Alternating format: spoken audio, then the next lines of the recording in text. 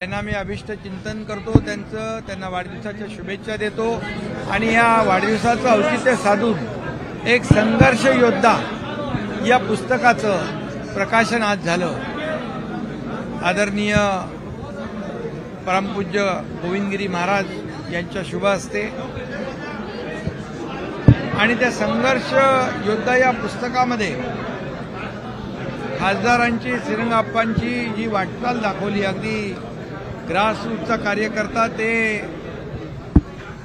दिल्लीचा तख्त म्हणजे खासदार, ही वाटचाल जी आहे हा संघर्षाचा खऱ्या अर्थाने काळ आहे। हा संघर्ष करून इथपर्यंत पोहोचलेला कार्यकर्ता आहे आणि म्हणून त्यांना अनेक संसद रत्न पुरस्कार 8 वेळा मिळाले, महारत्न पुरस्कार मिळाला, अनेक पुरस्कारांनी त्यांना सन्मानित केलेलं आहे आणि या मावळच्या जनतेने देखील त्यांना भरभरून आशीर्वाद दिले।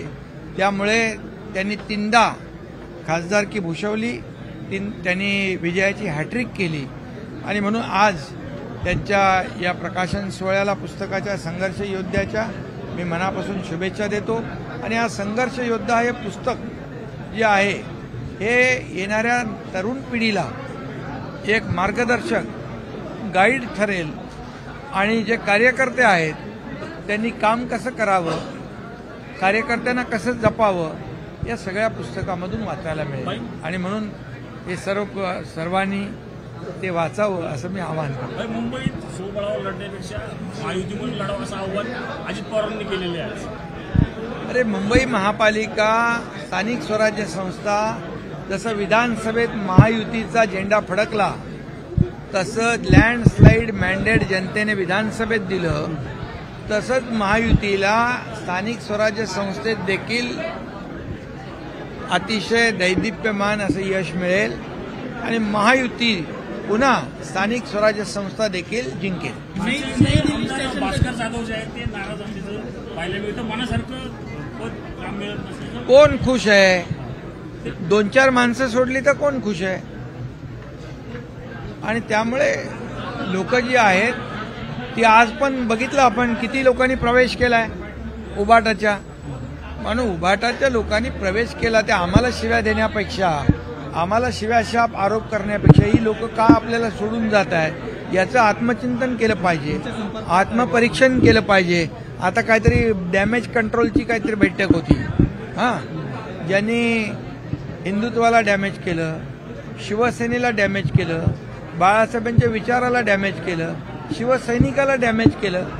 आता काय डॅमेज कंट्रोल, आता कशी इमेज झाली आहे ते बघा। ऑपरेशन टायगरमध्ये आहेत कधी भास्कर जाधव? ऑपरेशन टायगरमध्ये आहेत? अरे टायगर बिगर काय नाही, लोकांचं जे येत आहेत त्यांचं आम्ही स्वागत करतोय आणि स्वतःहून लोक येत आहेत, स्वतः विश्वास ठेवत आहेत, काम करणाऱ्या लोकांच्या पाठीशी लोक जातात।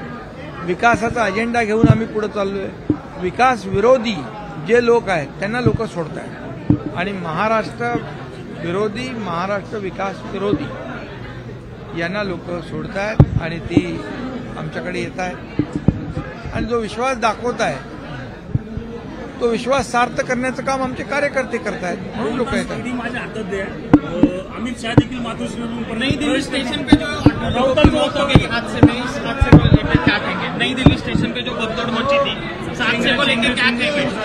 18 लोगों की जो है मौत हो गई। बहुत ही दुर्भाग्यपूर्ण घटना है, दुखद घटना है और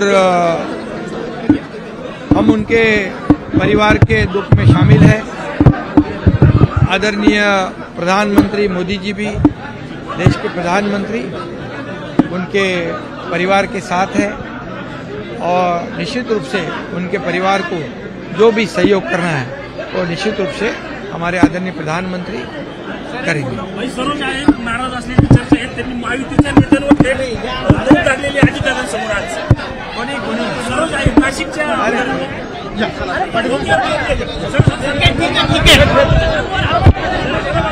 ढकलू नका।